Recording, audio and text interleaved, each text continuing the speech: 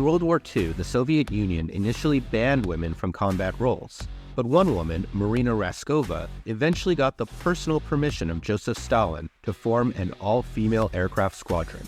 Young women, mostly in their late teens to early 20s, many of whom had suffered personal losses at Nazi hands, rushed to sign up. They were determined to get back at the Nazis however they could. The women formed the 588th Night Bomber Regiment, and were mainly tasked with flying harassment missions, with an objective to deny the enemy rest and degrade his ability to fight. They were given outdated and obsolete Polikarpov PO-2s, canvas-covered biplanes with no protection from enemy fire and too slow to run away from enemy planes. But the women would turn this obsolete aircraft into their greatest weapon. Carrying out their missions almost exclusively at night, they would fly to altitude before cutting their engines and gliding silently over enemy troops.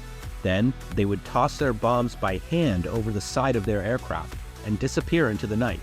The quiet whoosh of their planes departing overhead reminded the Germans of witches on their broomsticks, earning the women their nickname, the Night Witches.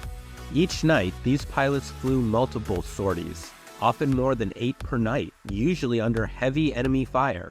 They flew without parachutes, navigated by maps and compasses, and braved the freezing cold in open cockpits. Despite these challenges, the Night Witches carried out over 23,000 sorties and dropped over 3,000 tons of bombs.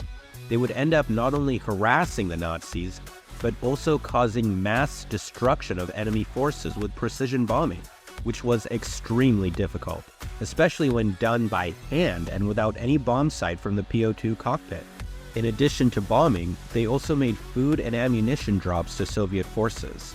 Among these fearless aviators were heroes like Nadezhda Popova, who personally completed 852 missions at only 21 years old. 23 members of the squadron were made heroes of the Soviet Union, the highest order of distinction in the USSR, and the unit as a whole was awarded the coveted and elite designation of Guards. If you found this story as compelling as we do, please like, subscribe, and share. Thank you for watching, and please join us next time for more stories from history in the bunker.